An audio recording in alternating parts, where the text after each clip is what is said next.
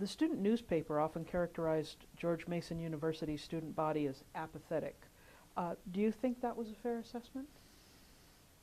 I wouldn't say apathetic as much as it was they were just not knowledgeable of anything beyond what was happening at Mason at the time. And Mason was offering very straight up classes. There wasn't that much activity going on in student unions and associations.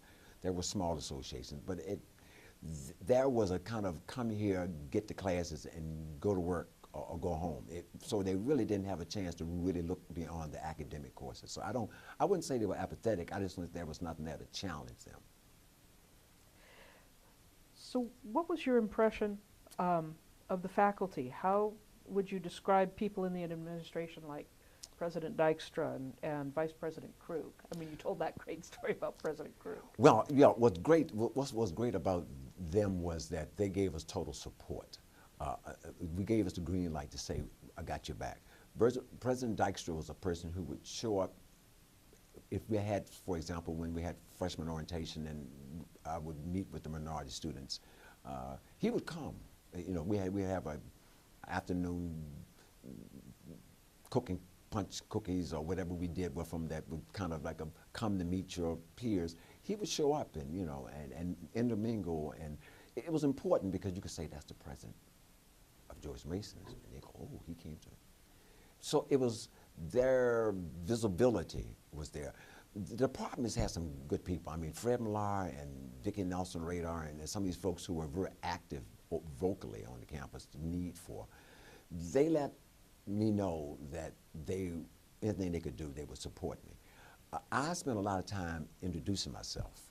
I didn't wait for people to talk to me. And because I kind of came on with this salesman mentality, being a campaign manager for a guy who's running, you have to be able to go to people and shake hands and say, hi, I want you to vote for my candidate.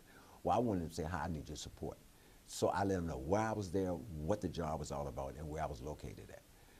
Which gave me a big help because there were professors who said to me, look, I got a couple of minority students and they seem to not be engaging me, but am I doing something wrong here? Am I offending if we talk about civil rights? For example, what was going on with the civil rights movement at the time? A lot of people didn't want to talk about that, you know, I mean, because it was real sensitive. I mean, we had just came out of 6 days civil rights. Dr. King had been shot.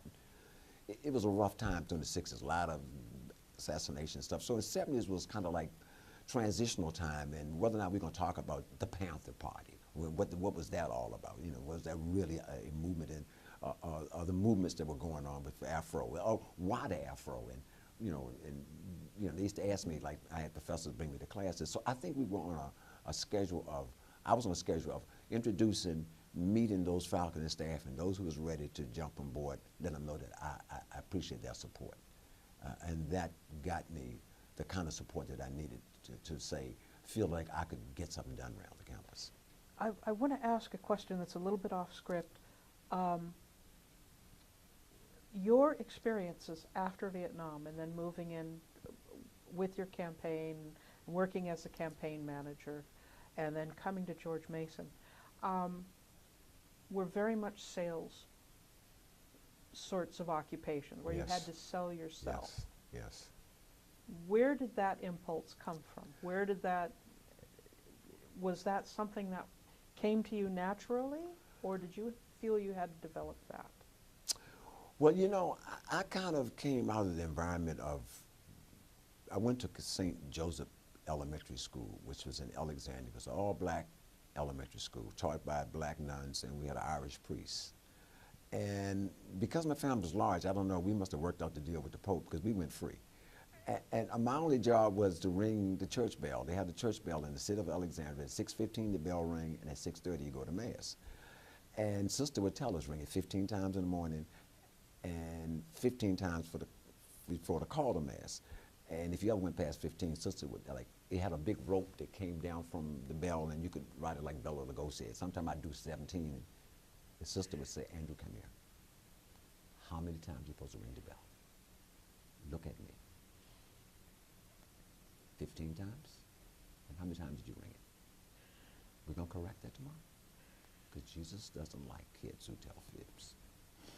So they had the Jesus thing going, so you had to be, but it was the nuns who I think they always say, speak up, stand proud, project. They didn't allow, I mean, these were ladies who taught the first and second grade in one classroom. She walked on this side of the room and taught the first grade. It was 8 classes, it was 8 grades and 4 classrooms. Now, I think that seeding of learning how to project and feel confident, they were very excellent teachers, but they worked on your character and your attitude, and your shirt and tie had to be a certain way. You know, you could never get away with the pants hanging down there. Oh my, sister been passing out belts. First she would have smacked you with the belt, then you would have wore the belt. But you would have never got away with these pants down now. So all of that was about character and building a young man, and I remember that sister always talked to me like that. And so when I grew up in Alexandria, and then when I got into service and I came back, a lot of my experience was that if you were a black male, you represented a large sum of black males, and whatever you did reflected on them. So carrying yourself a certain way, speaking a certain way, having some confidence carried you a long way. So I kind of grew up in that inner city environment of you're always better than what they say you are. And so I kind of held on to that. And I think being a salesman, when I got involved in Alexandrian politics, I've always felt that if you take people as people, and if you can get past the whole idea that there is something different between us, we can communicate. One of the things that got me to a point why I was always good at counseling or I say recruitment was because I was one of the 15 kids. I was third to the oldest. And my father held me responsible for all my other sisters and brothers.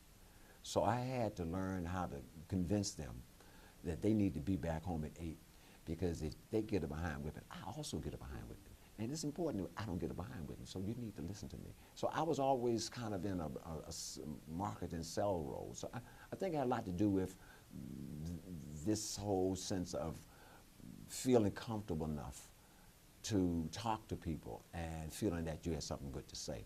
And my approach when I came into Mason, I'll say what I came in and my theme that I put in my head was how to thrive in a diverse community. And I thought, if we got a different culture here and you can get black students to understand that all of this differences, you know, learn from it, get involved in it, feel it, because these are some of the same people you're going to be working with. So I had this whole thing about thriving in a diverse community. You can make it. Having come out of Alexandria, where Alexandria only had like a 10, 15% black population, the guy I worked for won in 19 out of 21 wards, and they were predominantly white communities.